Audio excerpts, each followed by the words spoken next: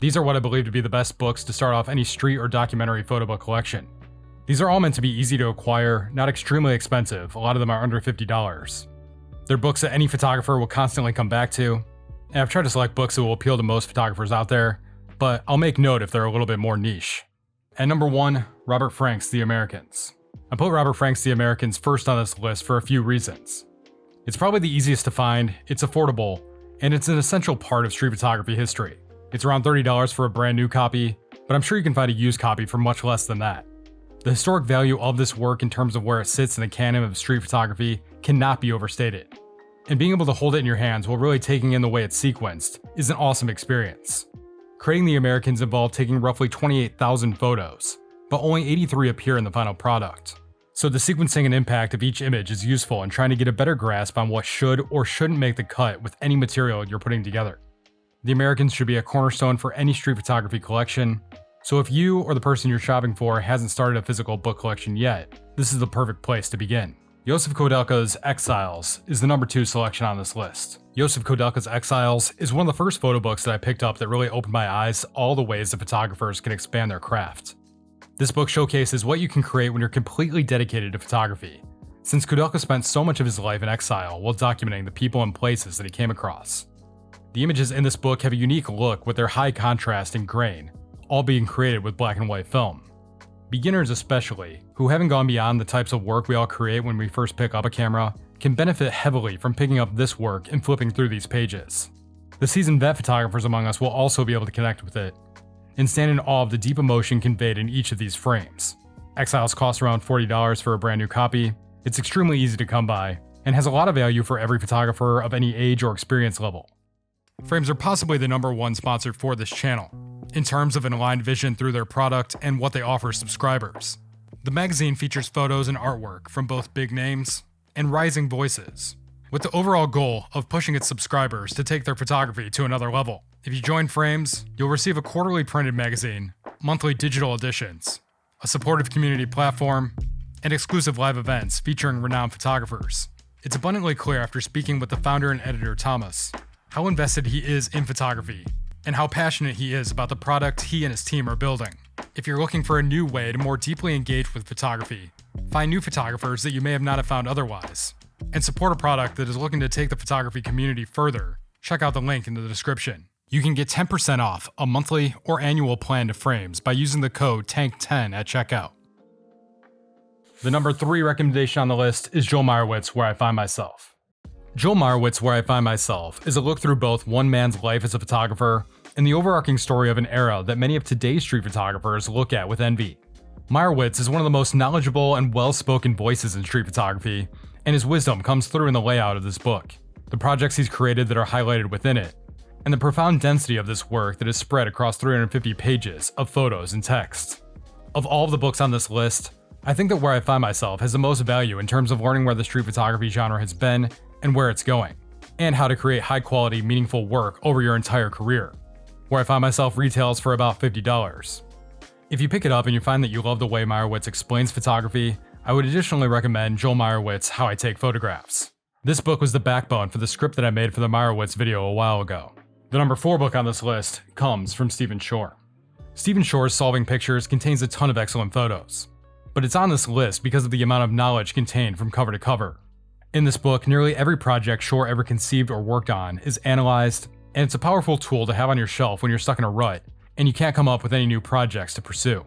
Even if you don't care for Stephen Shore's work, because I know it's definitely not everyone's cup of tea, I think that Solving Pictures should be in every collection for the knowledge alone.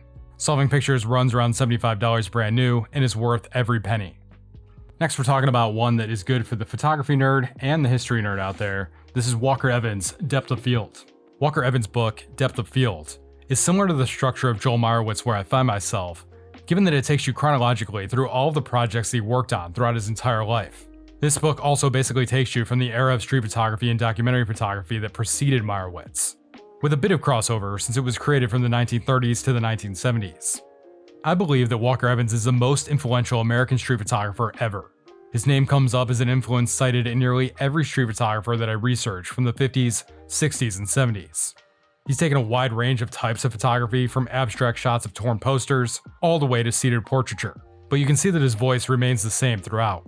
Depth of field will cost you around $75 brand new, and I recommend it because it really changed my outlook on street photography in a lot of ways. What's possible, what you can do, and what has all preceded everything that's happening today. Next up is a personal favorite. This is Matt Black's American Geography. This is one of the ones that could be a little bit more niche. If you or the person that you're shopping for is into extremely colorful and vibrant photos, this probably isn't for them. If they're a deep thinker, then it's 100% up their alley. I love Matt Black's photos. The high contrast black and white is a vibe that really does it for me. What I like even more about his work is the thought that goes into it. So much of what I see from random photographers is directionless and has no purpose. And that's a problem that I find in a lot of my own work as well. I find that Matt Black's work really makes me think more about the direction. It always forces me to think bigger and really explore what I could be doing to create more images that really have purpose for existing, and how those images might have an actual impact on the world. American Geography maps out poverty in America through photos, interviews, and an intense amount of research and details that expand out of the book and onto Black's website. This book can be ordered brand new for around $50. Next is a book that I can recommend to just about anybody. This is Saul Leiter's Centennial Retrospective. Everybody loves Saul Leiter. Because of that, there are a ton of Saul Leiter books. In my opinion, retrospectives are the way to go if you're starting out a photo book collection, and specific projects are better left for photographers that you become obsessed with.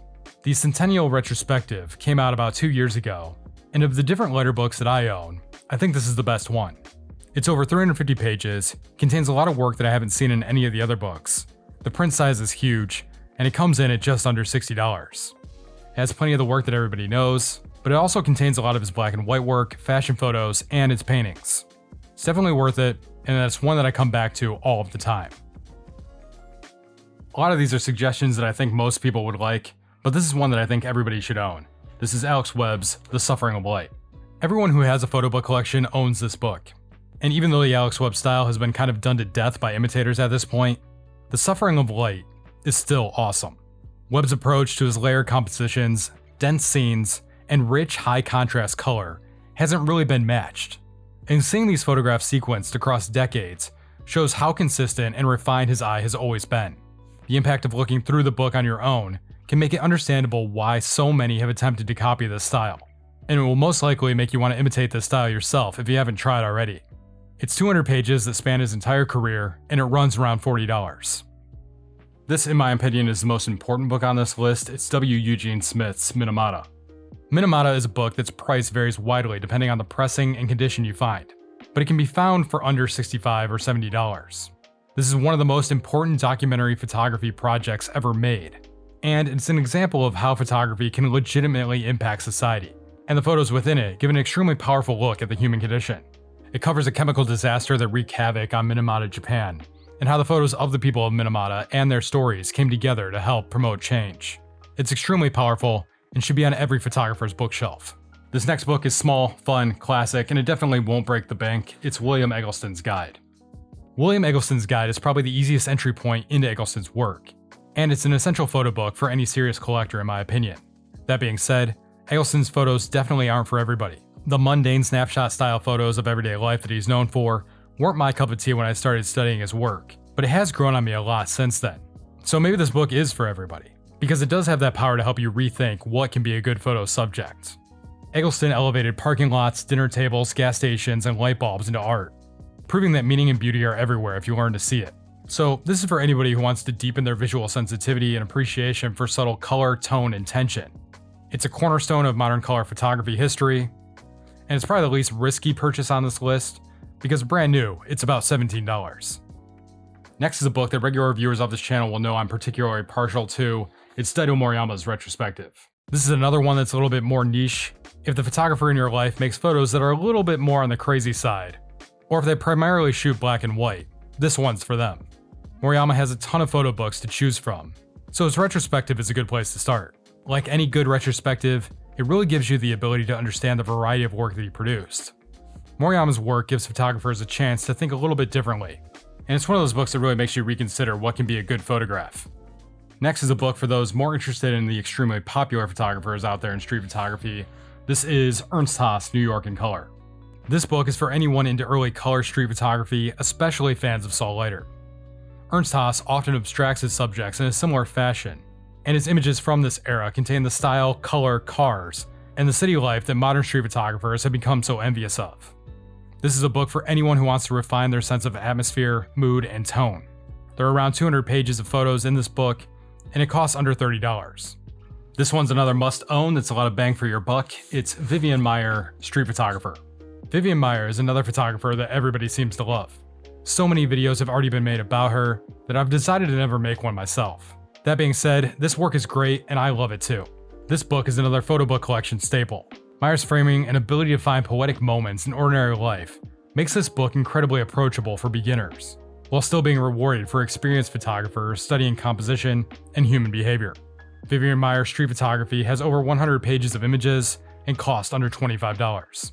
This is another book that absolutely slaps. You probably don't own it, and it adds a lot of value to any collection in my opinion. It's Lee Freelander's retrospective, simply titled Lee Freelander.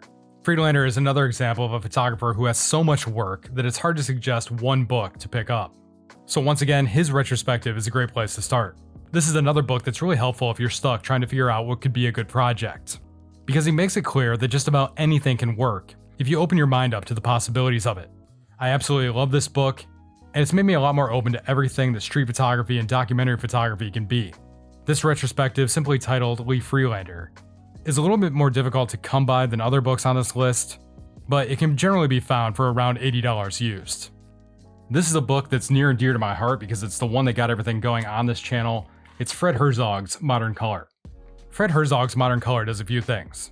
It shows the viewer the importance of valuing where you live and how it's possible to create great street photography in just about any city. It's also a great way to see a lot of work created in the beloved Kodachrome, even though that's the case for a few other books on this list. But beyond those surface level points, this book really drives home how far curiosity and consistency can take you. Herzog almost exclusively photographed Vancouver over the entire span of his life, and he focused on all of the small elements that define the city. Signage, shop windows, cars, street corners, people waiting for buses, and the quiet in-between spaces most photographers overlook. Owning this book is helpful in allowing any photographer to do more with what they already have right in front of them, and it costs around $50 brand new. There are a ton more books that could be added to this list, but I think that this is a strong starting point for getting any photo book collection going. It offers a decent amount of variety, and I hope it's a helpful resource for anyone looking for a gift, or anyone trying to give someone a not so subtle hint of what kind of gift they might want. Thanks for watching. If you made it to the end of this video, I'd love to know what books you think should be included on this list. Please like, share, comment, and subscribe, and until next time, keep developing.